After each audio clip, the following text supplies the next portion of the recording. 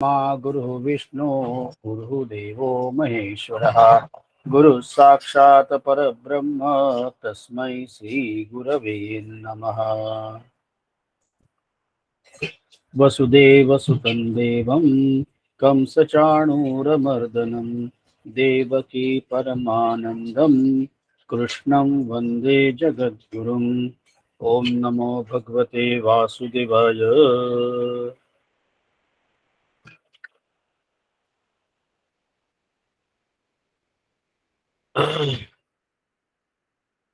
पूर्व पीठिका अपने थोड़ा सा करते हैं।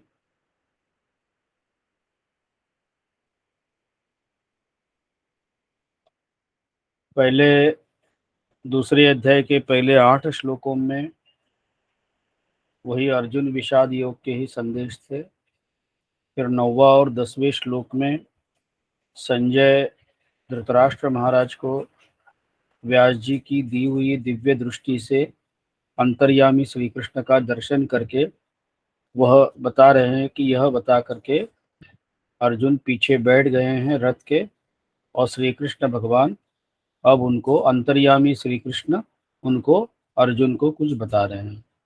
और फिर अशोचानन्व शोचस्त्वम 11वें श्लोक से लेकर के परमात्मा का सांख्य योग का दर्शन शुरू हुआ।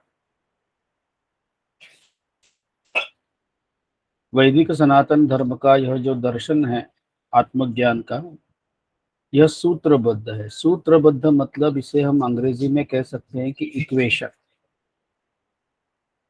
जैसे मैंने थोड़ा सा, मुझे अगर मैथ्स सही आता हो, अगर याद हो, a+b² is equal to a² plus 2ab plus b², ऐसा इक्वेशन होता था। तो यह सब इक्वेशन मतलब उसमें कोई संदेह नहीं है, कोई डाउट नहीं है किसी भी प्रकार का, वह सांख्य योग है। और आत्म के बारे में उसमें हर चीज बताई है कि आत्मा अविनाशी है, और जो विनाशी है वो आत्मा नहीं हो सकता। जिसमें परिवर्तनशील है जो, वो आत्मा नहीं हो सकता।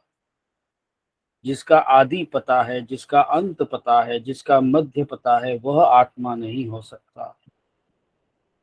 क्योंकि हम भी सब जानते हैं कि परमात्मा या आत्मा का वर्णन नेति नेति करके वेद कहते हैं, नकारात्मक परमात्मा का वर्णन। फिर यह होते गया, और फिर आगे जाकर के 30वें श्लोक तक परमात्मा ने 30वें श्लोक में यह बताया कि देहि नित्यम अवध्योयम देहे सर्वस्य भारत तस्मात् सर्वाणि भूतानि न त्वं शोचितुमर्हसि। देही मतलब इस देह का, ये देह जो काम कर पा रहा है उसको देही कह रहे हैं। ये देही क्यों काम कर पा रहा है? क्योंकि आत्मा की चेतना है अंदर, और आत्मा की चेतना के कारण हमारी सांसें चल रही है, और हमारी सांसें चल रही है करके हमारा शरीर चल रहा है। तो अल्टीमेटली आत्मा हमारा देही है। देह का असली मालिक कौन है? जिसे हम जीवात्मा कहते हैं। जीवात्मा क्या है? जीवात्मा यही है जो मूल आत्मा ही है, जीवात्मा। लेकिन इसने अपने आप को अपने बुद्धि के कारण उस आत्मा को ही बोना समझा, सीमित समझा, बंधा हुआ समझा, और इसीलिए वही आत्मा, उसी का नाम जीवात्मा हो गया, नाम हो गया। उसके गुणों में, उसके वैशिष्टों में कुछ फर्क नहीं पड़ा। इसीलिए देही जो है सदैव अवध्य ही है। जिसे हम जीवात्मा कहते हैं हमारे बुद्धि के कारण, वह नहीं है। वह केवल अवध्य ही है, उसका वध हो नहीं सकता। जो आत्मा की विशेषता है वही जीवात्मा की है। यही बताने के लिए वह आत्मज्ञान है। फिर जब अर्जुन ने, फिर एक और प्रश्न उठता है। हमारे स्वामी जी सदैव ये बात कहते हैं जब भी कुछ ऐसे बात होते हैं, कि अर्जुन ने अपने व्यवहारिक दुख सब बताए, अपने से परेशानियां बताई, हमारे बौने सोचने से, हमारे सीमित सोचने से क्या क्या परेशानी और मोह में जकड़ जाने से जो हमें परेशानियां हैं या जो दुख हम समझते हैं या जो तकलीफ या कष्ट समझते हैं, उनका उपाय उन्होंने एक ही बताया। दूसरा अध्याय, पहला अध्याय परेशानी का है, डिप्रेशन का है, डिजेक्शन का है, दुख का है, फ्रस्ट्रेशन का है। और दूसरा अध्याय क्या है? सांख्य योग, मतलब आत्मज्ञान। आदरणीय स्वामी जी बताते हैं कि वेदों की ये प्रतिज्ञा है कि अगर किसी को अपने दुख का ऊपर जीत पानी है तो तरति शोक आत्मवित, केवल आत्मज्ञानी व्यक्ति ही दुख रहित होता है, बाकी सब दुखी है। स्वामी जी ने यह भी बताया कई बार, नानक दुखिया सब संसार। गुरु नानक जी को हर व्यक्ति आकर के अपने अपने कष्ट सुनाते थे। तो एक बार उनके किसी शिष्य ने पूछा कि महाराज जी, आपसे सब लोग अपना दुख ही बताते हैं। तो बोले बताते हैं, और उन्होंने एक दोहा लिखा कि नानक दुखिया सब संसार। क्योंकि जब तक संसार में हैं, जब तक संसार की सोच रहे हैं, जब तक हम अपने आप को देह समझते हैं, तब तक हम दुखी है। और फिर यह जो श्लोक नंबर 11 से लेकर के 30 तक जो परमात्मा ने आत्मा और दृश्य जगत के बारे में अपने को इतना विवेचन किया, निरूपण किया, परमात्मा साक्षात परमात्मा ने अर्जुन के निमित्त, उसके अंदर का सार यही है कि ब्रह्म सत्यम जगन मिथ्या जीवो ब्रह्मैव नापरहा। केवल संसार में अगर कोई, संसार मतलब हमारी सोच के अंदर कुछ भी अगर सत्य है तो केवल ब्रह्म सत्य है, और ये जो दृश्य जगत है ये मिथ्या है, कुछ काल के लिए है, कुछ समय के लिए है, परिवर्तनशील है। फिर हमने इसका उदाहरण दिया था कि जैसे मैं पैदा हुआ उसके पहले क्या मैं नहीं था? केवल नाम रूपात्मक शरीर नहीं था। फिर मेरे गुजरने के बाद क्या रहेगा? क्या मैं नहीं रहूंगा? नहीं रहूंगा, नाम रूपात्मक शरीर नहीं रहेगा। क्योंकि देही जो है, क्यों नहीं, कैसे, किस रूप में रहूंगा? ये देही जो है यही जीवात्मा, वही आत्मा। तो इस आत्मा का नाश नहीं है, इसको अजन्मा कहते हैं। इसका ना जन्म होता है, ना कोई जिसका जन्म होता है उसकी मृत्यु निश्चित है। तो इसलिए आत्मा का जन्म मृत्यु है नहीं। अब यहाँ के इसके बाद आदरणीय गुरु महाराज अपने शिष्य को बता रहे हैं 31वें श्लोक में जो अपना हो चुका है। फिर अर्जुन को वो व्यवहार के बताते हैं कि तू क्षत्रिय है अर्जुन, तेरे इस क्षत्रिय धर्म के लिए भी ये उचित नहीं है। क्योंकि किसी भी क्षत्रिय को, और जो सर्वश्रेष्ठ धनुर्धर हो या जो कुछ भी जानता हो या न जानता हो, धर्म के पक्ष में युद्ध करना अधर्म के विरुद्ध, ऐसी संधि कभी नहीं मिलती जो तुम्हें मिली है। तो ये तुम्हारे इस शरीर के धर्म के लिए भी उचित है, जो व्यवहारिक की बात है। फिर आगे बताते हैं कि आगे परमात्मा यह बता रहे हैं, अपना धर्म निभाने वाले को स्वर्ग मिलता है। और फिर यहाँ पे आदरणीय स्वामी जी की कृपा से हमारे मुख से ये निकला था, स्वर्ग मतलब कोई फनसवाड़ी गिरगांव का एड्रेस नहीं है, कोई पता नहीं है स्वर्ग मतलब। स्वर्ग मतलब ऐसे माता पिता के घर में, ऐसे स्थिति में, ऐसे माहौल में हम पैदा होंगे जहाँ पे हर तरह की खाने पीने, रहने की, सीखने की सुविधा होगी, अच्छे संस्कार मिलेंगे जन्मजात। इसको स्वर्ग कहते हैं।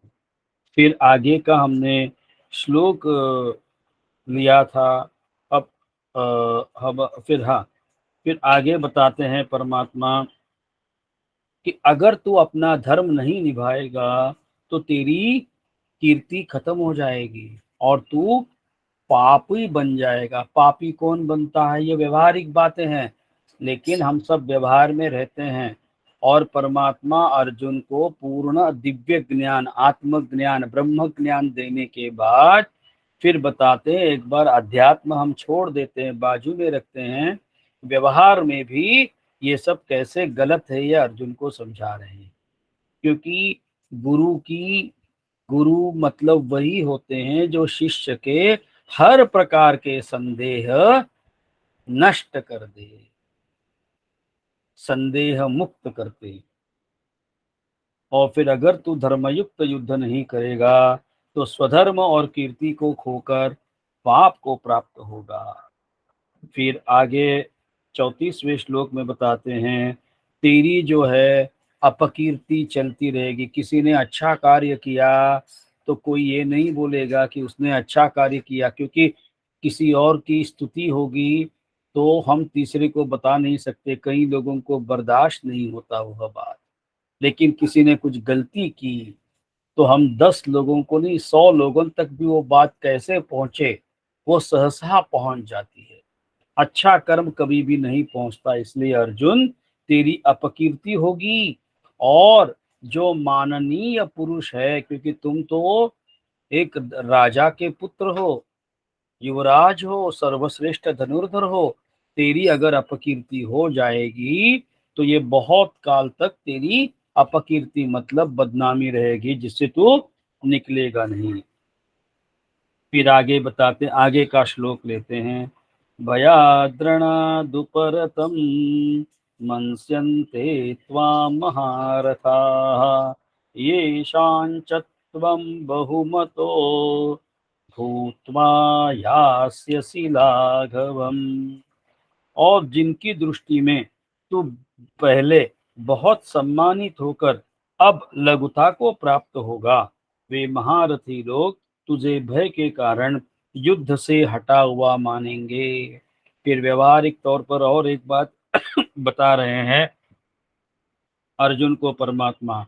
इसके पहले तुम्हारी जो भी स्तुति 10 लोगों में समाज में हुई थी कि अर्जुन श्रेष्ठ सर्वश्रेष्ठ धनुर्धर है, तो वैसे लोग जिन्होंने आज तक तुम्हारी स्तुति की या तुम्हारे लिए अच्छे अच्छे बोल कहें, अच्छे अच्छे तुम्हारे बारे में धारणा थी, वह लोग सोचेंगे कि ये भीष्म द्रोणादि लोगों को देख करके डर के भाग गया। अवाच्य वादांश्च बहून् वदिष्यन्ति तवाहिताः निन्दन्तस्तव सामर्थ्यं ततो दुःखतरं नु किम्। तेरे वही लोग तो तेरी सामर्थ्य की निंदा करते हुए तुझे बहुत से न कहने योग्य वचन भी कहेंगे, उससे अधिक दुख और क्या होगा। और तेरे जो वैरी है और तेरे सामर्थ्य की निंदा, क्योंकि ये संसार में आजकल हम भी सब लोग देखते हैं, कोई आगे बढ़ा तो हमें दुख होता है या कम से कम अच्छा नहीं लगता। तो वैसे लोग तेरे सामर्थ्य की निंदा करते हुए बहुत से गलत गलत, जो तुमने गलती नहीं की वह भी तेरे ऊपर इल्जाम डालते रहेंगे, और इससे बड़ा दुख और क्या होगा। फिर आगे परमात्मा बता रहे हैं, हतो वा प्राप्स्यसि स्वर्गम जित्वा वा भोक्ष्यसि महीम् तस्मादुत्तिष्ठ कौन्तेय युद्धाय कृतनिश्चयः। या तो तू युद्ध में मारा जाकर स्वर्ग को प्राप्त होगा, अथवा संग्राम में जीत कर पृथ्वी का राज्य भोगेगा। इस कारण हे अर्जुन, तू युद्ध के लिए निश्चय करके खड़ा हो जा। अब यहाँ पे परमात्मा एक कर्म का नियम बता रहे हैं हमको। जैसे आज यह जन्म कैसे मिला, हम ऐसे ही विशिष्ट जो माता पिता हमको मिले, विशिष्ट आर्थिक स्थिति में हम पैदा हुए, यह सब हमको क्यों मिला, इसका कारण परमात्मा बता रहे हैं। क्योंकि हम एक्चुअली हम कोई चीज़ सिलेक्ट नहीं कर सकते। हम हमारे माता पिता को सिलेक्ट नहीं कर सकते। हमारे भाई बंधु कैसे होंगे, कौन होंगे, ये नहीं सिलेक्ट कर सकते हमारी आर्थिक स्थिति, लेकिन ये सिलेक्शन हमारे कर्मों के कारण होता है।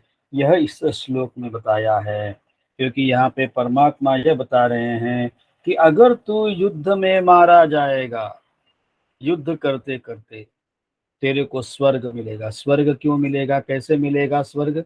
स्वर्ग ऐसे मिलेगा क्योंकि तू क्षत्रिय है और धर्म के पक्ष में युद्ध करते करते तूने अपनी जान गंवा दी धर्म के लिए।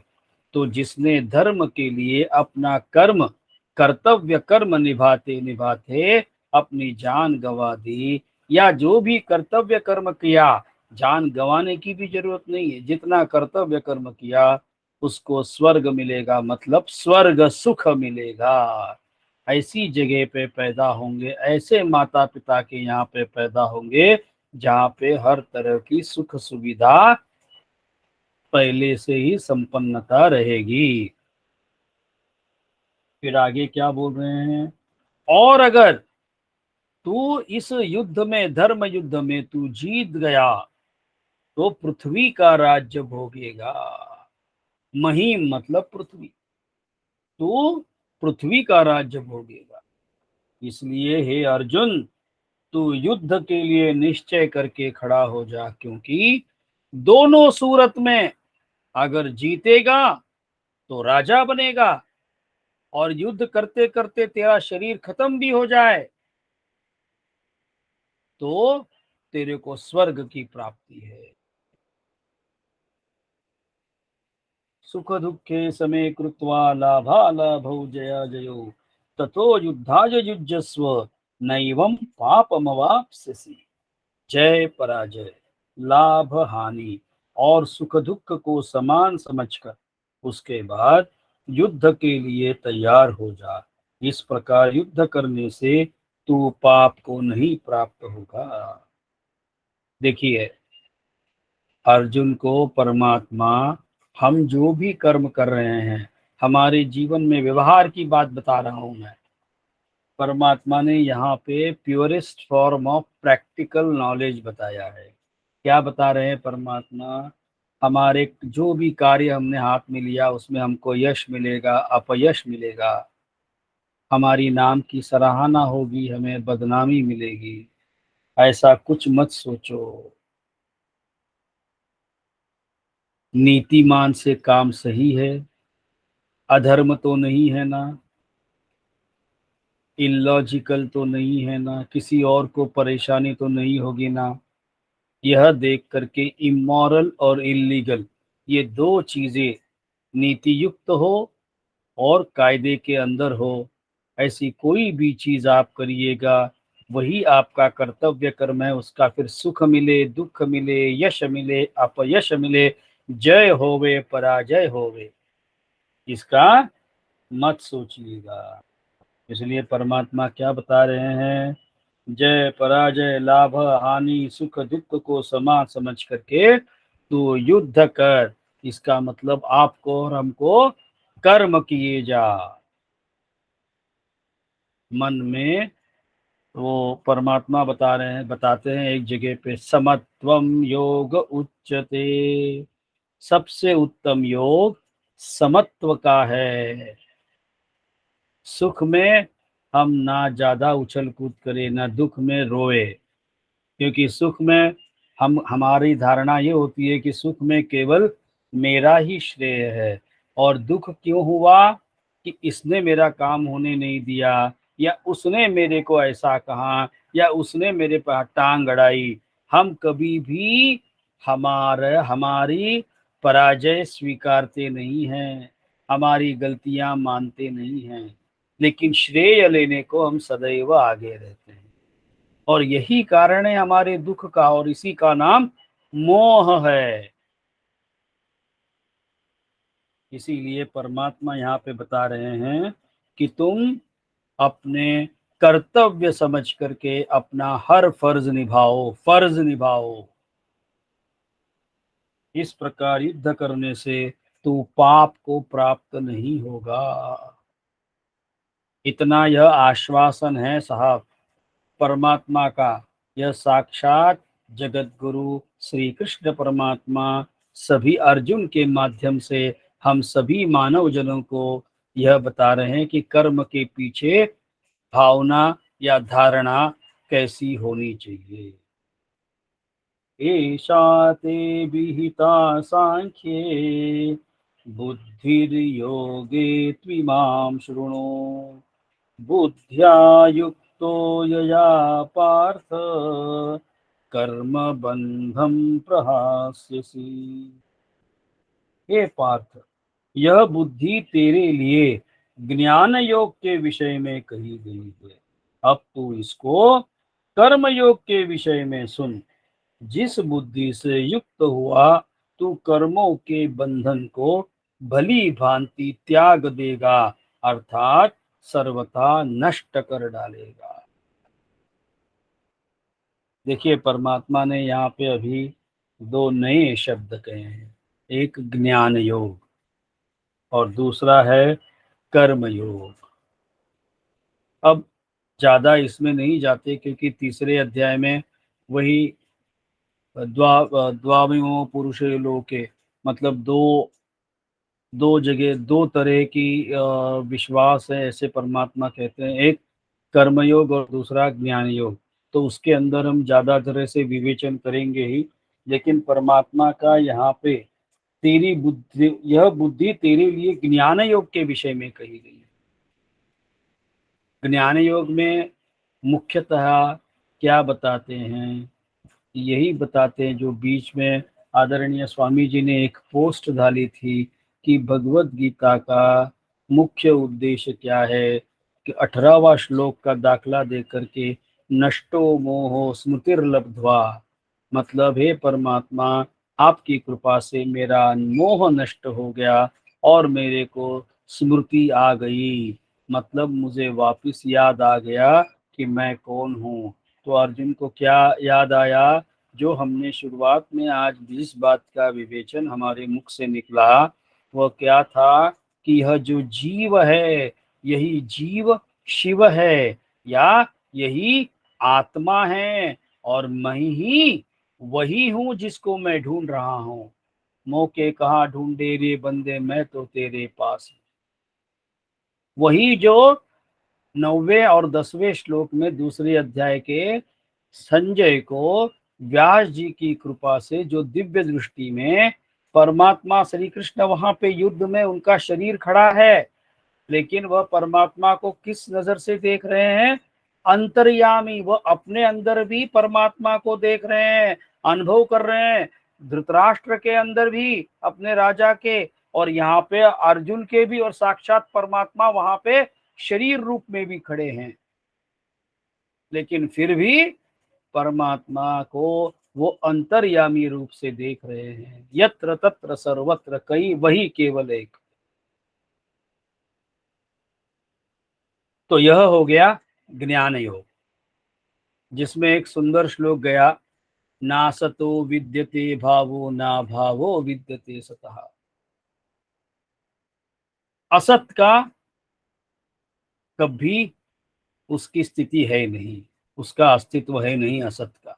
और असत क्या है, असत वह है जो पैदा होता है और जो मरता है, जो परिवर्तनशील है, ये सब असत है। और और सत क्या है, सत सदैव अस्तित्वमान है, केवल सत की ही सत्ता है, बाकी कोई सत्ता हो ही नहीं सकती। मतलब संसार में अगर कुछ चीज है, हम जिसे है कहेंगे, जिसका वर्तमान काल या भूतकाल या भविष्य काल की बात करेंगे, तो केवल एक ही है और वह है परमात्मा, और वही है सत, बाकी कुछ है नहीं संसार।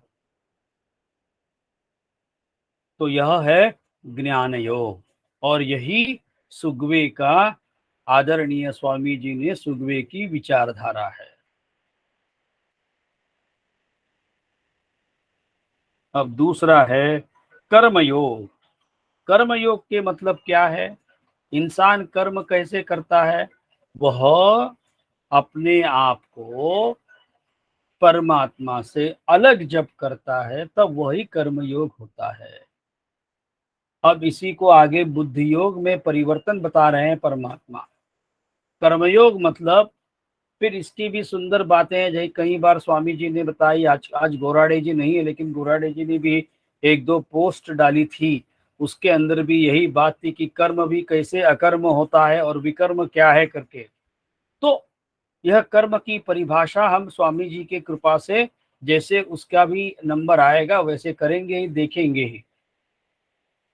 लेकिन तब तक इसी कर्म का मतलब मैं और परमात्मा अलग है और मैं कुछ कर रहा हूं, और जब तक मुझे मेरा कुछ कर्तव्य दिखता है, मुझे मुझे मेरे लिए कुछ फर्ज दिखते हैं, मेरे परिवार के लिए, मेरा शरीर चलाने के लिए, पेट चलाने के लिए, समाज के लिए, या सुगवे संस्था के लिए भी, या गुरु महाराज की सेवा प्राप्त करने के लिए, गुरु महाराज को दक्षिणा देने के लिए भी, जब भी कोई भी उद्देश्य पूर्ति के लिए किया गया जो कर्म है और उस उद्देश्य को हम हमारा धर्म समझते हैं, कर्तव्य समझते हैं, उसको हम कर्म कह सकते हैं। वही कर्म योग है।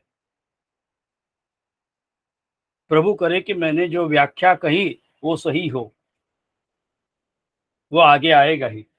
जिस बुद्धि से युक्त हुआ तू कर्म बंधन को भली भांति त्याग देगा। और इस कर्मयोग के विषय में से जिस बुद्धि से युक्त हुआ तू कर्मों के बंधन को भली भांति त्याग देगा, अर्थात सर्वथा नष्ट कर डालेगा। एक तो परमात्मा ने ज्ञान योग बताया और दूसरा कर्म योग के बारे में ऐसा बता रहे हैं अर्जुन को वह कि तू कर्म करेगा भी लेकिन कर्म के बंधन से मुक्त होगा, यह मैं तुम्हें बताता हूं। मतलब यह भी आपके और हमारे लिए, कर्म करो भी और उसके पाप पुण्य के भागीदार भी मत बनो। ये कितनी सुंदर बात है। इसी को बुद्धि योग कहते हैं परमात्मा। तो यह सांख्य योग इसलिए हमारे वैदिक सनातन धर्म का आत्मा है, सारे उपनिषदों का निचोड़ है, सारे सद्गुरुओं की सीख है। और आगे जाकर के सद्गुरु के रूप के बारे में, सद्गुरु के सोच के बारे में, सद्गुरु कैसे सोचते हैं, क्या करते हैं, उनके बारे में हमारे मन में क्या विचार नहीं होने चाहिए, कैसे उनके बारे में हमारे गलतफहमी ना होवे। स्थितप्रज्ञ की व्याख्या भी आगे आएगी, वह भी इसी अध्याय में है। इसलिए यह अध्याय ज्ञान के लिए, अपने आप का सीमा समझने के लिए और फिर असीम होने के लिए भी यही रास्ता है। और यह रास्ता समझना और पहुंच पाना केवल सद्गुरु चरणों से ही ये कर सकते हैं। सद्गुरु की कृपा से ही यह संभव है। नेहाभिक्रम नाशोस्ति प्रत्यवायो न विद्यते स्वल्पमप्यस्य धर्मस्य त्रायते महतो भयात्। इस कर्मयोग में आरंभ का अर्थात बीज का नाश नहीं है और उल्टा फलरूप दोष भी नहीं है, बल्कि इस कर्मयोग रूप धर्म का थोड़ा सा भी साधन जन्म मृत्यु रूप महान भय से रक्षा कर लेता है। हमें लगता है कि साधकों के लिए हमारे जैसे इससे सुंदर मार्ग नहीं है, क्योंकि कहीं ना कहीं मेरे जैसे, मैं मेरी बात करता हूं क्योंकि मैं जनरलाइज नहीं कर सकता, यह बातें बहुत पर्सनल है कि कर्म करना भी है, कहीं ना कहीं फर्ज दिखता है, परिवार के लिए, मेरे लिए, नाम के लिए, प्रेस्टीज के लिए, समाज के लिए, गुरु के लिए, संस्था के लिए, गांव के लिए, कोई भी कारण हो। तो आगे क्या बता रहे हैं परमात्मा, इस कर्मयोग के आरंभ का अर्थात बीज का नाश नहीं है। बीज नाश ज्ञान में होता है। मतलब पुनरपि जननम पुनरपि मरणम से छुटकारा। और यहाँ पे बीज का नाश नहीं है, और जो फल मिलता है कर्म करने से, वह फल भुगतने के लिए वापिस आना पड़ता है। जैसे आज मैंने कोई कर्म किया, उस कर्म का, जैसे कोई अगर किसान के बारे में जानते हो, जैसे कोई झाड़ का पौधा लगाते हैं, बीज डालते हैं, बीज मट्टिया में अपने आप को मिला करके उसको जो जरूरत का पानी, जरूरत की ऊर्जा मिल जाए सूरज की किरणों से, फिर वो बीज का छोटा सा पौधा बन जाता है, फिर थोड़ा सा बड़ा वृक्ष हो जाता है। वृक्ष के पहले लगते हैं फल, फिर फूल, फिर फल लगते हैं। और जब ये फल बनता है तो उसके लिए जो समय लगता है उसे हम कहेंगे जेस्टेशन पीरियड। उसको मतलब कर्म का फलीभूत होने को जो लगता है वो समय, बीज बोने से लेकर के फल मिलने तक का वह जो समय है, उसी लिए हमको वो फल भुगतने के लिए, क्योंकि आज मैंने किया और प्रभु की कृपा से मैं बहुत जल्दी वो फल मिलने के पहले जयराम जी की ये शरीर गायब हो गया, तो फिर मेरा वह कर्म जो है संचित में चला जाएगा। और जब कभी वापिस मेरा नंबर लगेगा कर्म के अधिकार के रूप से, तब प्रारब्ध के रूप में मैं वही फल भुगतने आया हूं। और इसका मतलब आज मेरे पास कोई चीज की कमी है, या कोई चीज की अधिकता है, या कोई चीज जैसी भी है, उसका मूल कारण क्या है? ना मेरे माता पिता, ना मेरे भाई बहन, और कोई नहीं, केवल मेरे कर्म। इसीलिए दोष देना बंद आज इस क्षण से। ना मेरे भाई, ना मेरी बीवी, ना मेरे बच्चे, ना और कोई। इसीलिए कबीरदास जी बोलते हैं, बुरा जो खोज न मैं चला, बुरा न मिलिए कोई, जो आपन दिल खोजा हमसे बुरा न कोई। ये हमारी ही कर्मों का हम सजा पा रहे हैं, या हम इसका सुख भोग रहे हैं। आज अगर हमारी संतानें हमारी बात नहीं मानती, वह भी हमारा ही कर्म है। संतान केवल निमित्त है, ध्यान रखिए, आपको फल देने के लिए। संतान निमित्त है, माता पिता निमित्त, और आप स्वयं भी निमित्त हो, लेकिन ये निमित्त करके भूल गए हो और अपने आप को ट्रस्टी नहीं मान रहे हो, मालिक मान रहे हो, और यही मोह है और यही दुख का बीज है।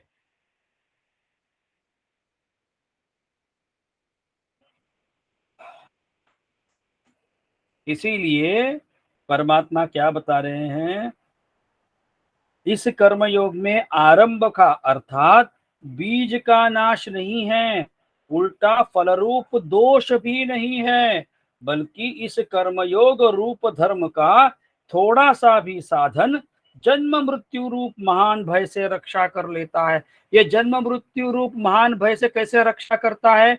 क्योंकि अगर हमको कर्म से, पाप और पुण्य के हम अगर भागीदार नहीं बनेंगे, अब परमात्मा उसी का उपाय बता रहे हैं, कर्म करिए भी, लेकिन कोई भी कर्म का पाप या पुण्य के भागीदार बने बगैर।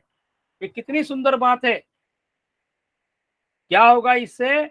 कि आपका ये जन्म मरण के लिए नया कर्म नहीं बनेगा, ना नया फल मिलने की बात होगी, ना आपके प्रारब्ध के बैंक में और कुछ जुड़ेगा, क्योंकि जुड़ गया तो लेना पड़ेगा साहब।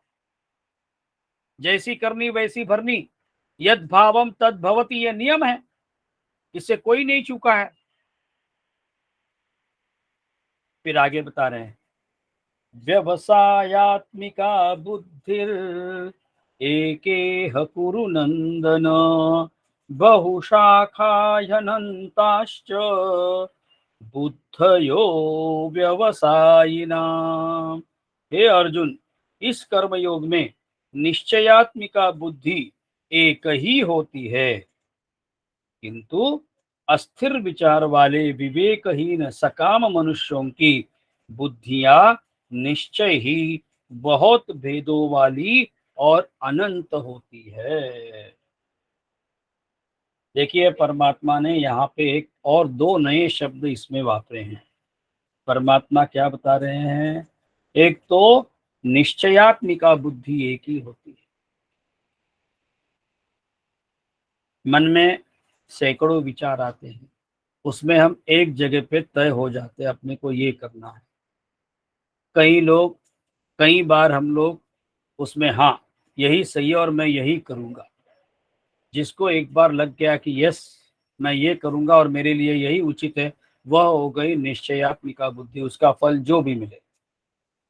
फिर आगे कर्मयोग में निश्चयात्मिका बुद्धि एक ही होती है।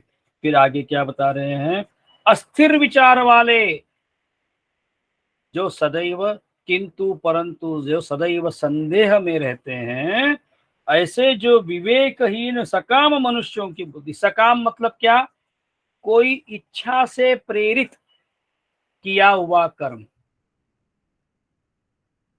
कोई मन में पहले से इच्छा रखी हुई है कि ये करूंगा तो ये मिलेगा, या मेरा नाम बढ़ेगा, मेरी कॉलर टाइट होगी, मेरा नाम छपेगा, मेरा photo छपेगा,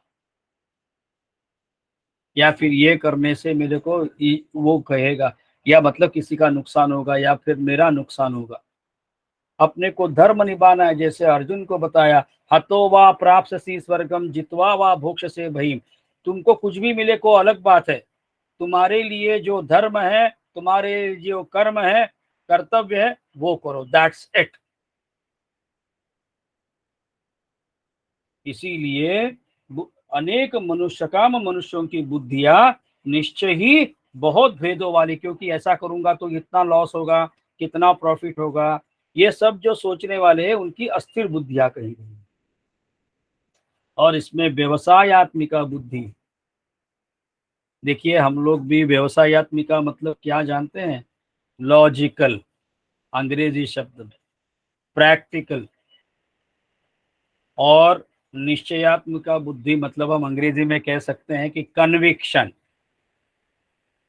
yes, this is what I should do, this is what I should follow, this is how I should proceed, यह निश्चयात्मिका बुद्धि। और इसी को व्यवसायत्मिका,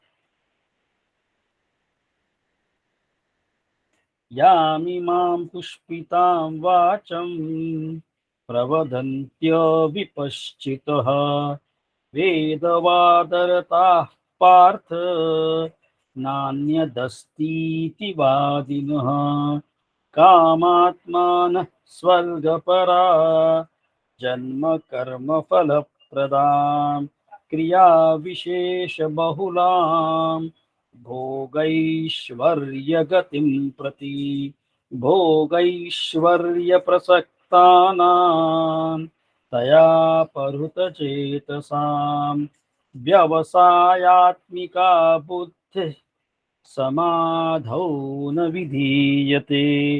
हे अर्जुन, जो भोगों में तन्मय हो रहे हैं, जो कर्म फल के प्रशंसक वेद वाक्यों में ही प्रीति रखते हैं, जिनकी बुद्धि में स्वर्ग ही परम प्राप्य वस्तु है और जो स्वर्ग से बढ़कर दूसरी कोई वस्तु नहीं है, ऐसा कहने वाले हैं, वे अविवेकी जन इस प्रकार की जिस पुष्पित अर्थात दिखाऊ शोभायुक्त वाणी को कहा करते हैं, जो कि जन्म रूप कर्म फल देने वाली एवं भोग तथा ऐश्वर्य की प्राप्ति के लिए नाना प्रकार की बहुत सी क्रियाओं का वर्णन करने वाली है, उस वाणी द्वारा जिनका चित्त हर लिया गया है, जो भोग और ऐश्वर्य में अत्यंत आसक्त है, उन पुरुषों की परमात्मा में निश्चयात्मिका बुद्धि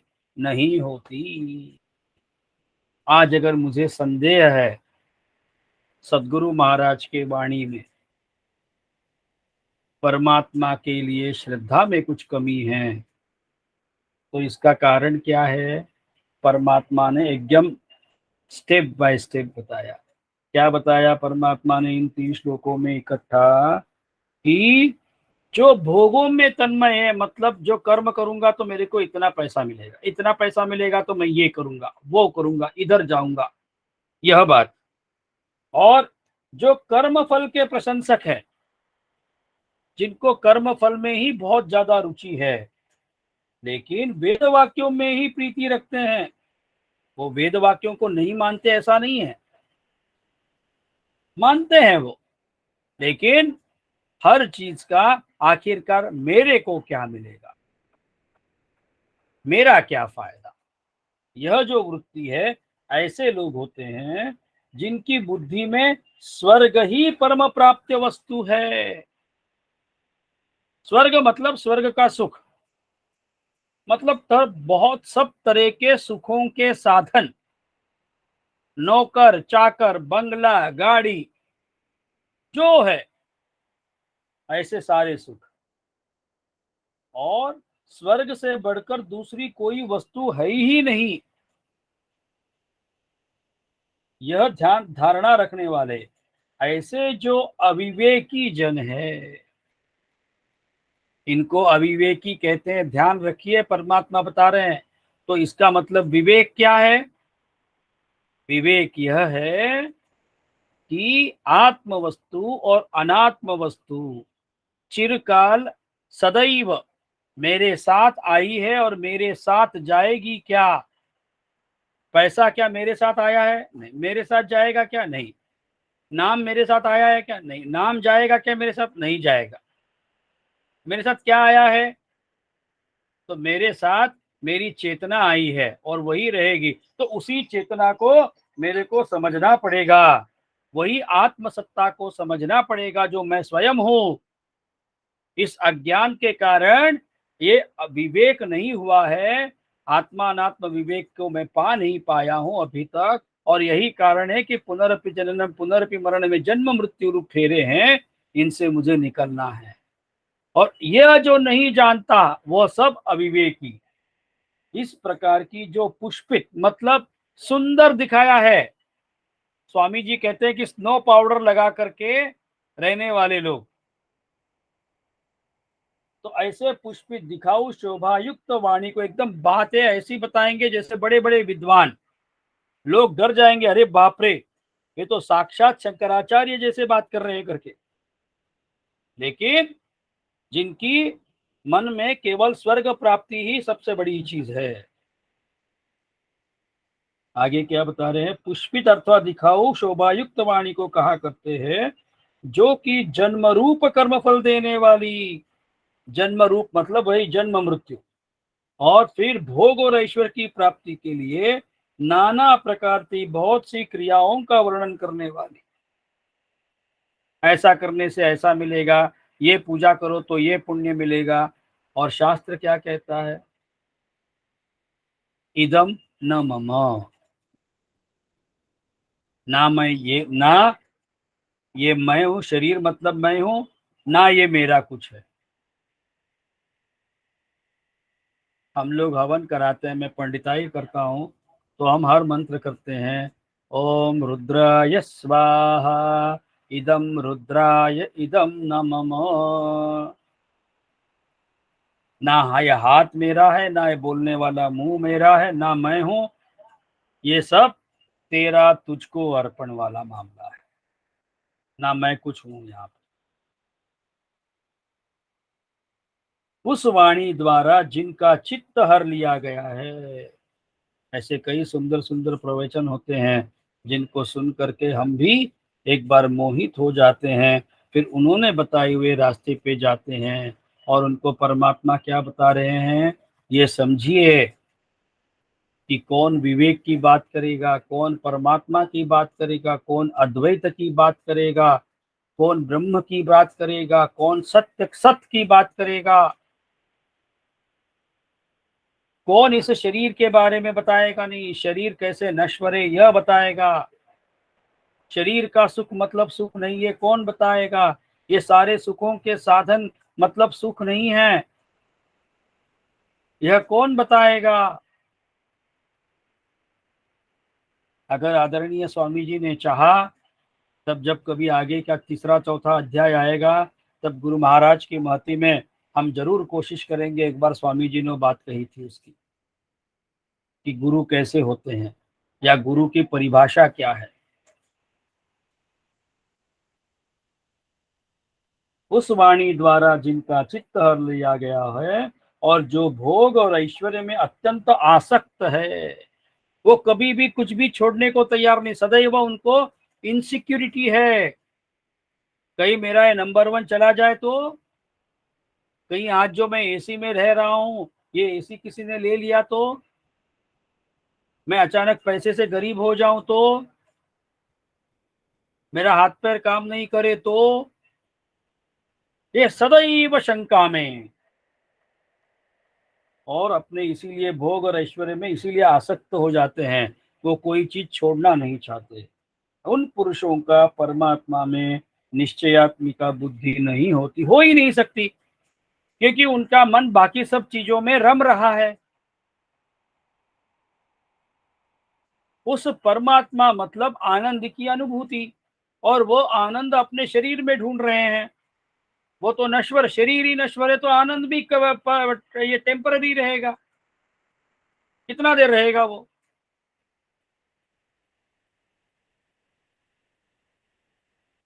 अब आगे आने वाला श्लोक, त्रैगुण्य विषया वेदा निस्त्रैगुण्यो भवार्जुनो निर्द्वन्द्वो नित्वस्थो निर्योगक्षेम आत्मवान।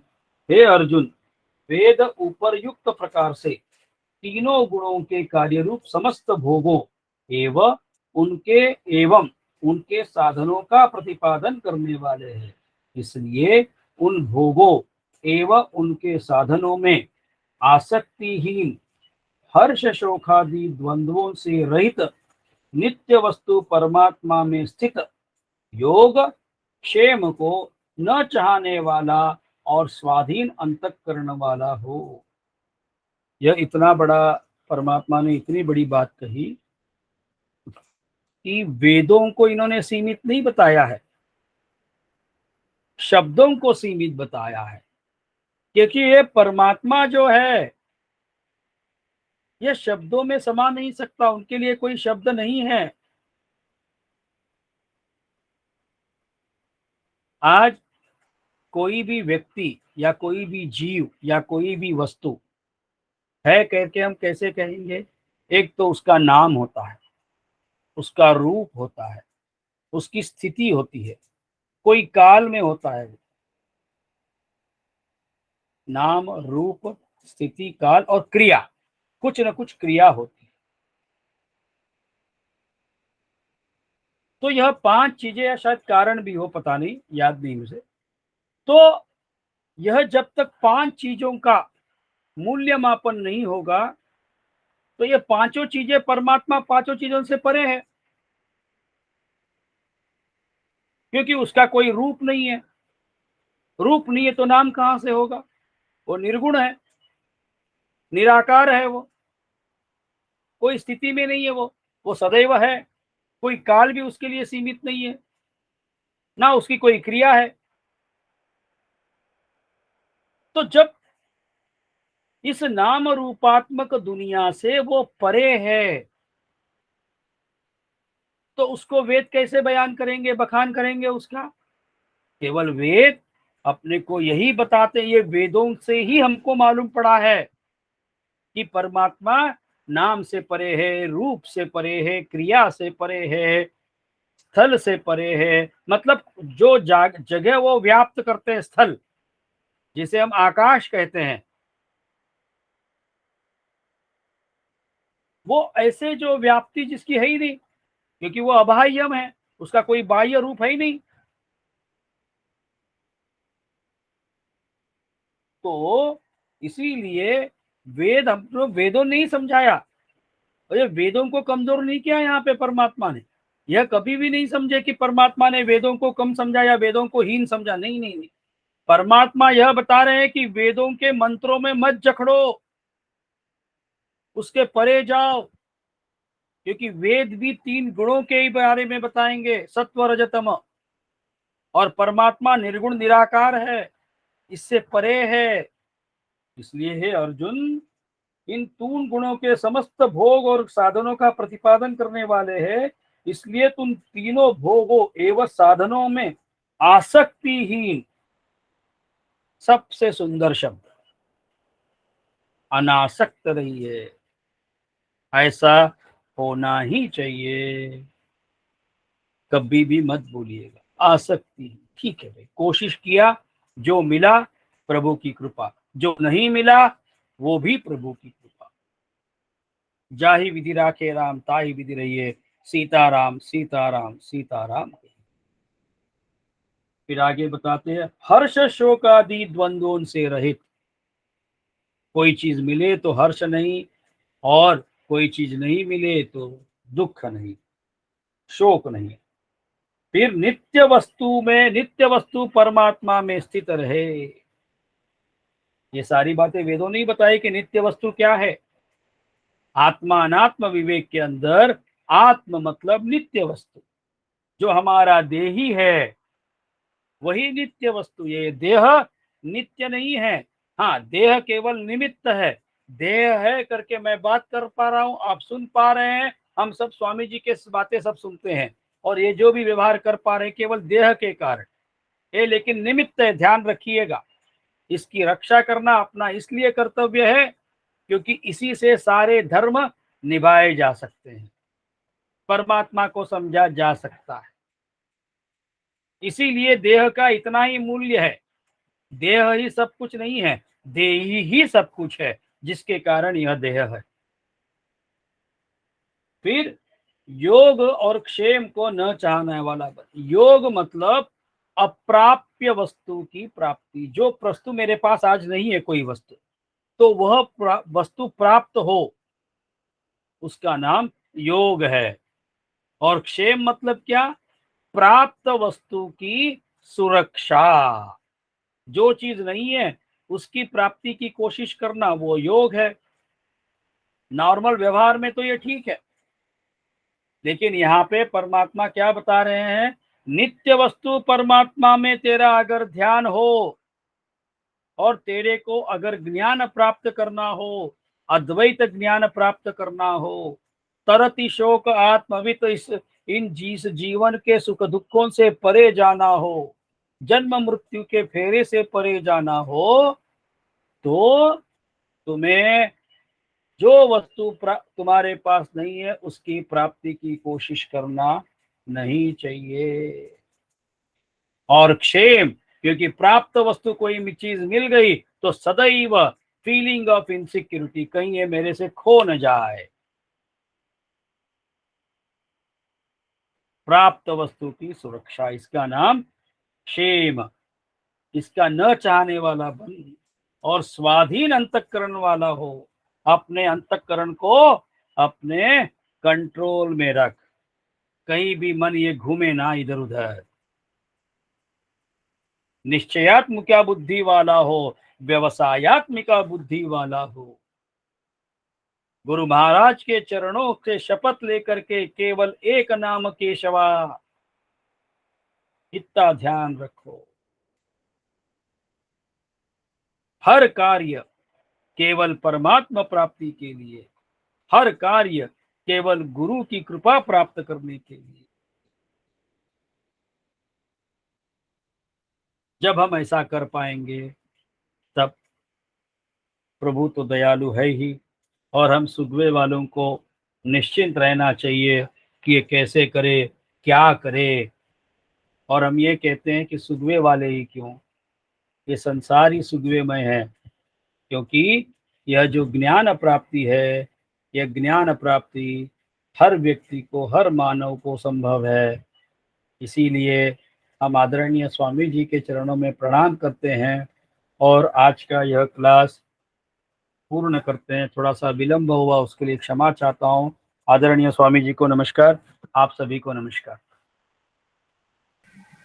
नमस्कार, धन्यवाद। स्वामीजींना स्वामीजींना सादर प्रणाम, सगळ्यांना माझा नमस्कार. पंडितजींना प्रणाम.